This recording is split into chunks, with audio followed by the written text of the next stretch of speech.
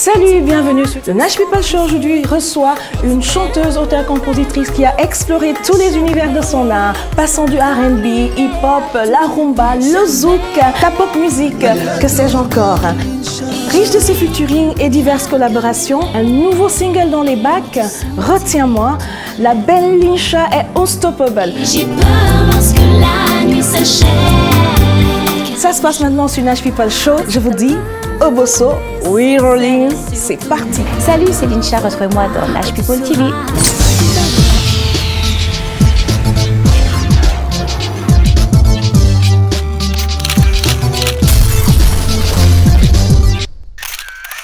Salut Linsha.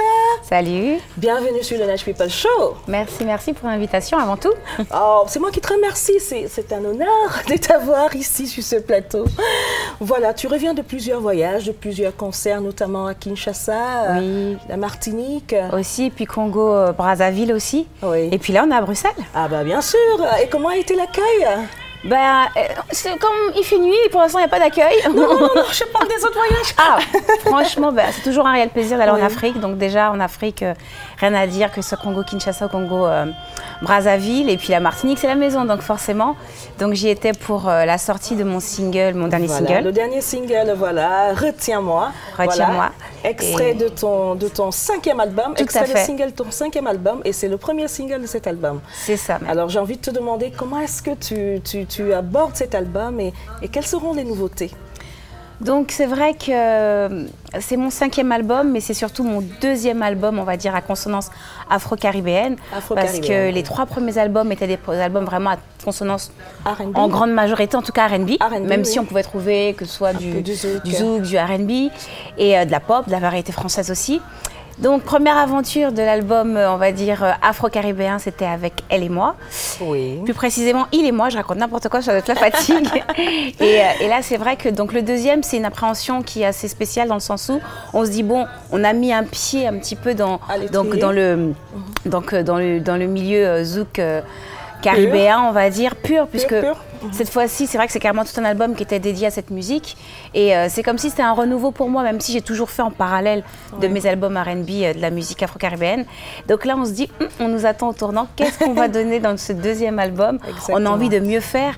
Et pour moi, ce 3e album, donc, qui, au niveau afro-caribéen, était le premier, je me dis, c'était quand même, pour moi, une de mes meilleures réussites. Donc, qu'est-ce que je vais faire pour poursuivre à venir? Donc j'ai envie de trouver les bons compositeurs, les bonnes instrumentales et les bons duos, les bons textes. Donc c'est pour ça que ça prend du temps, parce que c'est un album quand même, quand on arrive au 5e, c'est vraiment l'album de la maturité. Ne laisse pas mon cœur oublier ton corps.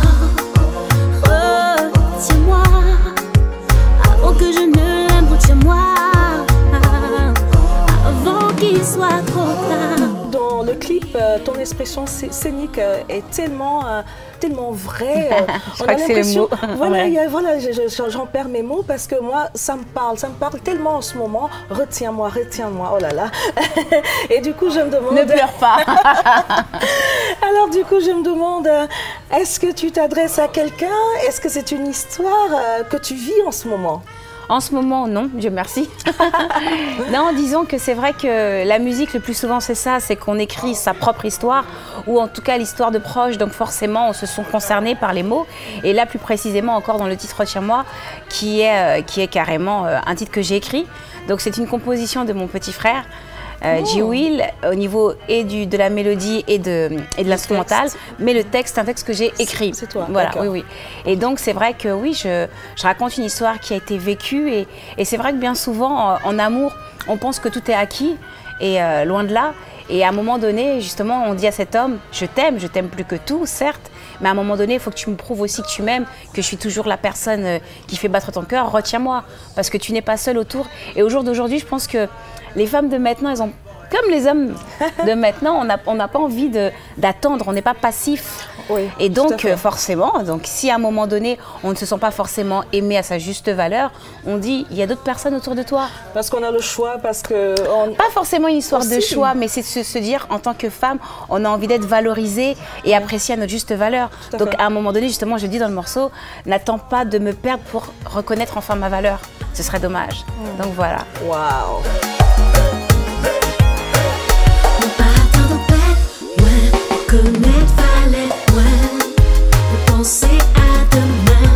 Où est-ce qu'on trouve ce single pour l'instant, je présume? Sur iTunes. Oui. C'est vrai qu'on peut le trouver là. Il sortira donc sur le 5e album, mais il est aussi sur la compile l'année du Zouk 2015. En physique pour l'instant, voilà. C'est là où on peut le trouver en physique, sinon en iTunes. Alors Sophie Jordi, de ton nom de naissance, tu débutes dans la chanson à l'âge de 5 ans.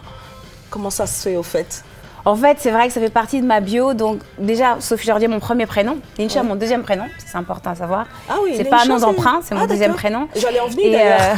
Voilà, j'enchaîne. C'est bien, parfait. Et c'est vrai que non, disons que 5 ans dans le sens où mon père était directeur de chorale de gospel. Moi, j'ai eu la chance tous les samedis d'aller à l'église, en fait, de confession religieuse adventiste, et j'allais à l'église. Et en fait, c'est sur les bancs de l'église que j'ai appris à chanter. Et très jeune, en fait, on m'a donné des petits solos à faire à l'église. Donc, je n'ai pas chanté à l'âge de 5 ans devant la télé, fait des clips, c'est pas ça. Mais c'est que j'ai commencé très jeune la musique, oui. Très jeune la musique.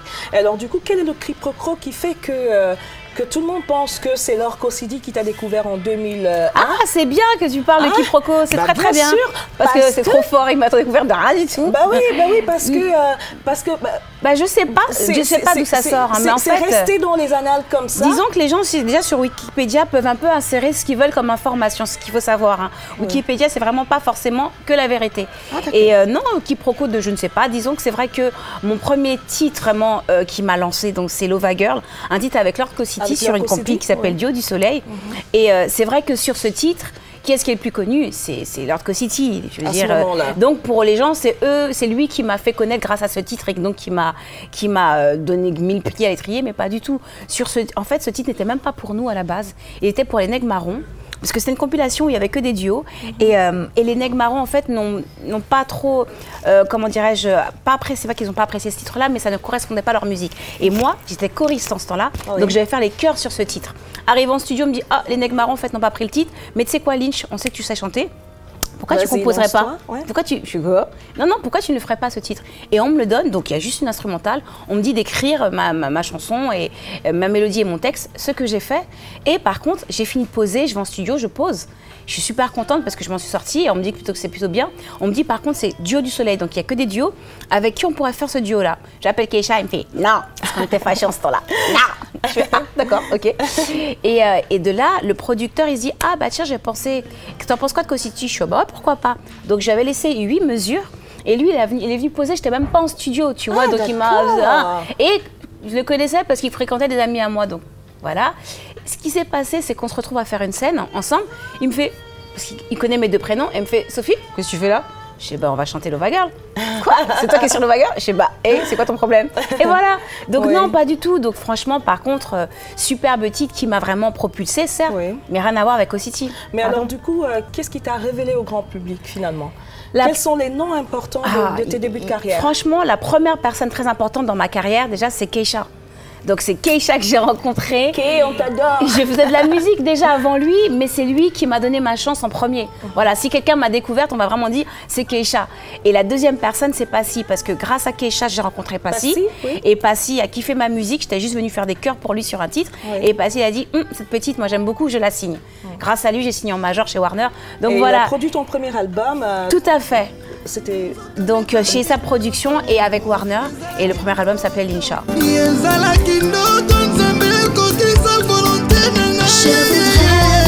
fin de ce monde. Oh mon Dieu, pour recommencer tout à zéro. Ma prière est que tu nous fasses un nouveau monde, pour qu'enfin nous puissions vivre au grand jour. En 2004, Passy produit ton premier album éponyme Linsha. S'ensuit une série de featuring parce que tu as une carrière remplie de featuring. Donc on compte Craig Davis, Christina Milian, Laure Kosidi, Tia, mais Didi, Sweetie, Kalash, il y en a plein. Il y en a plein. Mais c'est un choix de ta part ou on est tout le temps venu te chercher? Ça dépend des moments. On est souvent venu me chercher, mais disons que pour moi, la musique, avant tout, c'est un partage.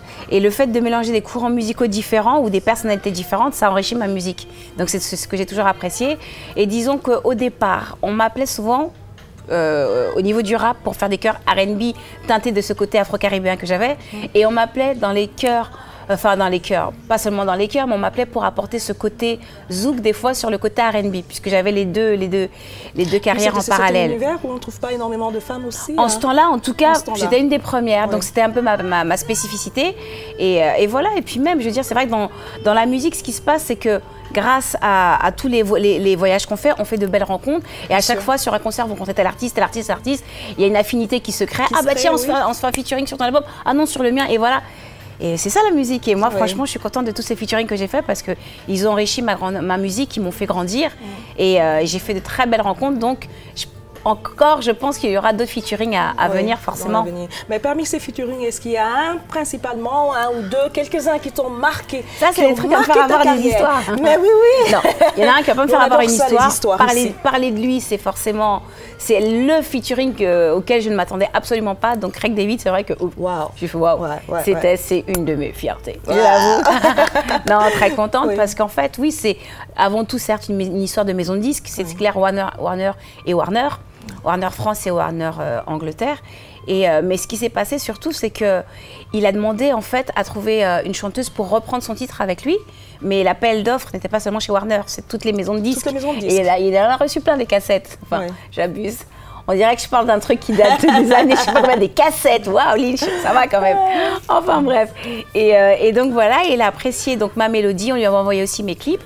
Et un titre qui devait juste un single dans son best-of, parmi tant d'autres, s'est retrouvé être le single, clippé. On a fait des dates ensemble, tout ça. Enfin, c'était un beau moment dans ma carrière. Est-ce qu'il est aussi canon que... Bon, moi, c'est pas forcément mon style de gars. C'est la Donc... Non, je plaisante. Non, franchement, très mignon. Alors, Craig David, non, en fait, il a un super beau sourire et moi, c'est ce qui me fait craquer. Les yeux aussi, en plus. Il a de beaux yeux, je trouve, moi. Ouais, peut-être, j'ai pas fait si... Non, bon. En tout cas, il a un très beau sourire. Voilà. Et j'ai kiffé ça. Et non, ce que j'ai adoré vraiment, c'est que c'est quelqu'un de très humble. Je me suis dit, waouh, avoir vendu autant de disques, avoir été au sommet de tout. Et pourtant, non, très, très simple et très accessible. Mais tu as fait aussi des disques d'or, tu as fait des featuring qui ont eu disques d'or et Oui, j'ai eu la chance d'avoir 2 disques d'or et un disque de platine. Donc le premier disque d'or, c'est avec Marival, sur le dealer de Zouk. Après, on a eu le disque d'or Homme-Femme, sur mon album éponyme, donc ça fait plaisir. Donc le titre Homme-Femme. Et après, dernièrement, c'est avec Tropical Family. Donc c'était le trio Louisie Joseph, Fanny J sur la reprise de Maldon. Ça, on s'est dit waouh. J'ai fait Maldon à la caméra quand j'étais jeune. J'adore, je sais chanter ça, j'adore.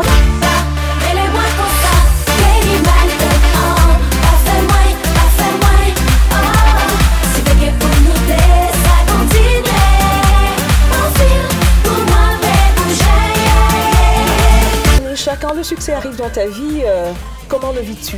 Est-ce que le fait de choisir une carrière de chanteuse implique forcément une vie publique? Parce qu'on perd son anonymat tout de même. C'est vrai que je ne pensais pas que les choses allaient aller aussi vite et aussi loin. Moi, je chante parce que j'aime chanter et puis parce que c'est ce que je sais faire, en tout cas, j'espère le mieux. Et je ne me suis pas posé la question d'être chanteuse, c'est venu naturellement en fait dans ma vie. Et tout le monde chante dans ma famille en fait, que ce soit du zouk, du gospel, du R&B, tout le monde chante, donc c'est un peu normal. C'est normal. Et c'est vrai que tout a été très vite à un moment donné, lorsque j'ai rencontré Keisha et Passy, tout a été très très vite. Je me retrouve à aller aux États-Unis, j'ai jamais mis les pieds là-bas, à Los Angeles, je tourne un clip dans la maison de l'ex-maison de Madonna, j'ai l'équipe de Beyoncé, enfin. Le truc, le rêve de petite fille, tout a été tellement vite que j'arrivais même pas à réaliser ce qui se passait.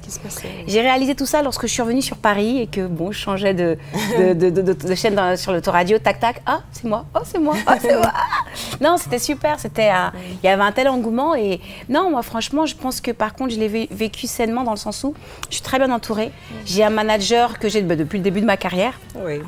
Qui me permet, pas seulement elle, mais mon entourage me permet d'avoir gardé toujours la tête sur les épaules. Et en fait, pour moi, c'était naturel ce qui m'arrivait. Je ne me suis pas vraiment demandé ce que pensaient les autres ou autres. Il y a juste une partie où c'était un petit peu compliqué, c'est dans les débuts, où j'ai fait le malheur, chose à ne jamais faire, regarder les commentaires sur soi. Parce qu'il y a des gens qui vont vous aimer et des gens qui ne vont pas vous aimer. Bien sûr. Et moi qui étais très sensible, en tout cas en ce temps-là, parce que je suis beaucoup moins, parce qu'on est obligé de toute façon de s'endurcir.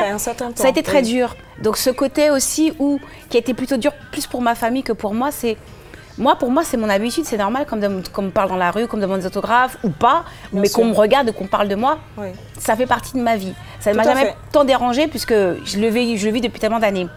Par contre, quand ma famille est avec moi, mes cousines ont fait les courses ou autres, mais arrête, pourquoi on t'embête tout le temps? Mais je comprends pas, t'en as pas marre. C'est pas un peu dur? Et c'est là, je me dis, à ce moment-là. des fois, je me dis, ah ouais, c'est vrai, mais non, parce que c'est venu normal.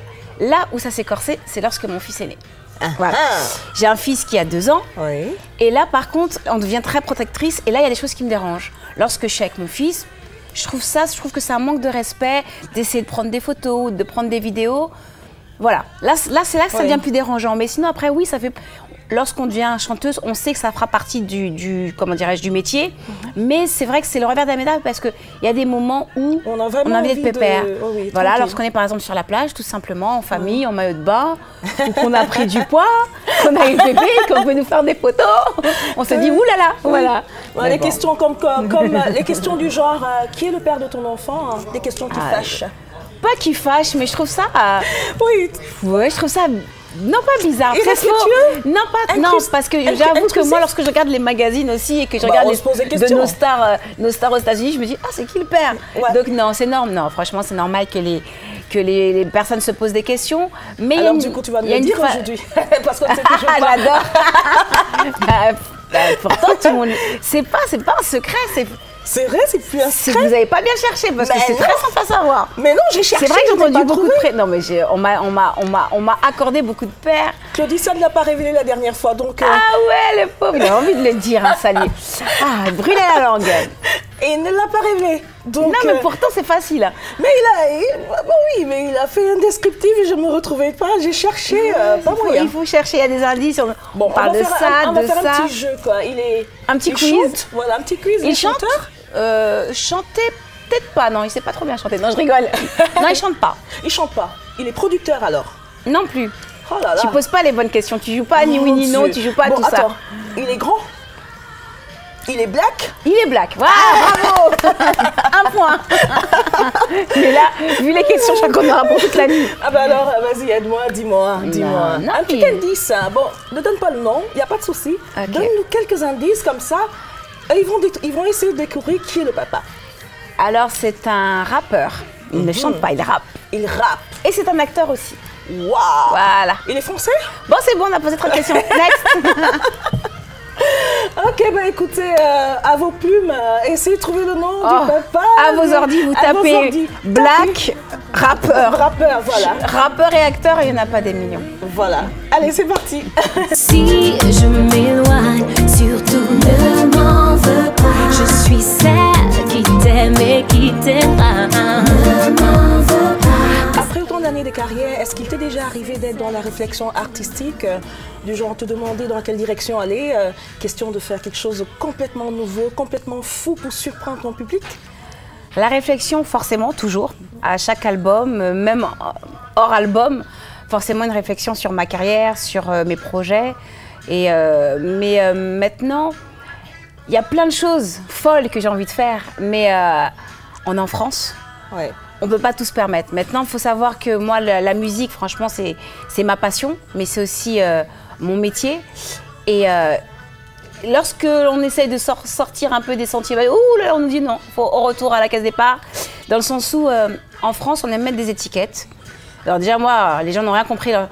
Ah, tu es martiniquaise et tu fais du R&B? Je fais, eh oui. Ah, tu fais pas du zouk? En ce temps-là, j'en faisais peu. On n'est pas forcément. Donc dès qu'on entière, on est obligé de faire que du zouk, non? Pas forcément, on n'écoute pas que ça. Même si j'aime, mais c'est pas ma musique première. Ouais. Et en fait, le souci qu'il y a, c'est que lorsque la musique est aussi votre métier, pas juste votre passion, vous ne pouvez pas vous permettre de tout faire. Donc oui, sur certains titres de mon album passé, par exemple, il y a des titres un peu plus délire, un peu plus ovni, comme j'aime dire. Mais les ovnis, le plus souvent, restent à l'état d'ovni dans l'album. On les sort, hélas, rarement en single, parce qu'on ne peut pas se permettre des coups pour rien comme ça. C'est dommage. J'aurais voulu, parce que dans ces cas-là, je pense que j'aurais fait beaucoup de choses beaucoup plus folles. Plus folles. Mais bon, nous, on t'attend également dans des choses très très folles aussi, hein, parce que... Mais en tout cas, je m'amuse, attention. Hein. C'est pas que je prends pas de risques, il y a des choses que je ne peux pas me permettre, mais il faut savoir que dans ma musique, je m'amuse et je fais ce que j'aime. Ça, c'est très important. Tu as fait le 4e volet de Femme Fatale en duo avec Tia. Alors, je me demande quel est le concept des Femmes Fatales, parce qu'on a eu 1, 2, 3, enfin, il y a eu plusieurs duos. Oui. On est au 7 maintenant, je pense. Ou je ne sais même plus. Oui, je ne sais même plus. Mais quel est le concept? C'est quoi une femme fatale, au fait? Alors, une femme fatale, c'est une femme qui assume sa féminité, une femme qui sait avancer malgré les échecs, qui sait se relever. C'est une femme aussi qui essaye d'être... C'est clair. C'est FF. Femme forte, c'est évident.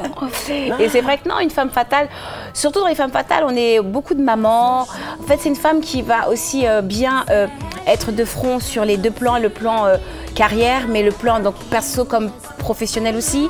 C'est une femme indépendante en fait. C'est une femme qui est très féminine aussi. Il y a de cela. Et en fait, c'est vrai qu'au niveau des clips, souvent on parlait d'histoires d'amour, de jeunes femmes. Qui a été un peu bafouée, mais qui a su se relever par rapport à ça. Certaines se sont même vengées.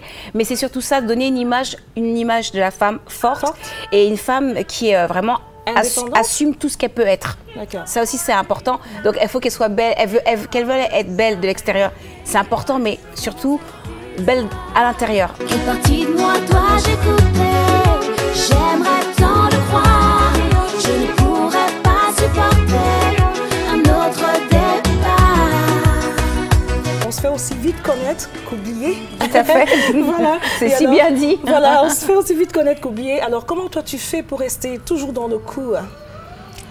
C'est vrai que c'est pas si facile que ça de durer, de perdurer même. Voilà.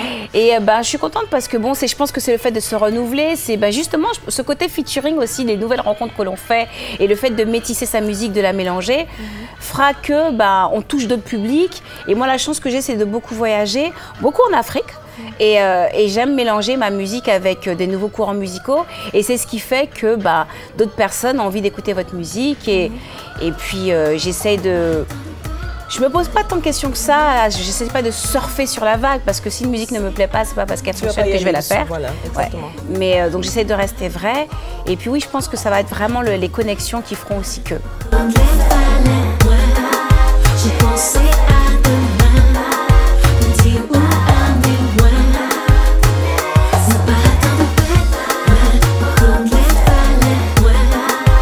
L'homme idéal. Tout le monde recherche cet homme idéal. Ah, pas moi. Oui. Mais si tu devais le fabriquer, il ressemblerait à quoi? Physiquement? Oh, tout le monde le sait, moi c'est Tyrese. Voilà, donc, voilà, celui qui s'en rapproche le plus, c'est toi. Oh, non, non, c'est ça, non. Physiquement, ce serait lui. Physiquement, ouais, c'est totalement mon style. Waouh! Ah ouais, c'est... Tyrese, tu as le message, tu sais que les non, j'ai une bague au doigt, c'est plus possible. Non, je rigole. Non, je plaisante. Non, si, c'est vrai. Moralement, physiquement, c'est vraiment... moralement, j'aime les personnes qui ont des principes et des valeurs. D'accord. Valeurs humaines, c'est très important pour moi. J'aime des personnes qui ont ce grain de folie, voilà, que je n'ai pas, soi-disant. Ouais. Non, c'est important pour moi d'avoir quelqu'un qui me fasse rire. Mais vraiment, et quelqu'un sur qui je peux compter. Quelqu'un qui... Mais les valeurs humaines, le plus important c'est ça, parce qu'après le reste, l'homme parfait n'existe pas, je le cherche même pas. Je crois que je l'ai cherché étant plus jeune, mais je ne le cherche plus depuis très longtemps. Tant que la personne est respectueuse et a ce sens de la famille et ce sens des valeurs humaines, la hiérarchie, ce côté qu'on avait auparavant, les personnes qui sont vraiment soucieuses des autres, des personnes âgées, qu'on se respecte pour les personnes âgées, voilà. J'aime ça, ces valeurs-là. Ouais. Et tu l'as trouvé ton Tyrese?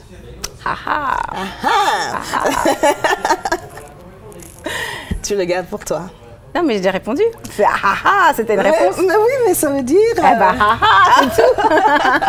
Cachotière. Cachotière. Voilà. Cachotière. Ok. En tout cas, merci beaucoup pour ce charmant moment. Franchement, J'étais très heureuse en ta compagnie. Merci. Et alors, est-ce que tu as un petit mot pour Manage People, mes People Love et tes fans? Bah, merci de m'avoir reçu, j'ai passé un très bon moment, moi aussi, moi j'ai bien ri. Et écoutez, moi je vous donne rendez-vous tout simplement pour la sortie de mon 5e album. Exactement. Et en attendant, il y a le single Retiens-moi. Bien sûr. Merci d'avoir suivi le Nash People Show. On vous réserve encore plein de bonnes aventures. Alors restez connectés sur Nash People TV. Moi je vous dis, au bosso, on avance.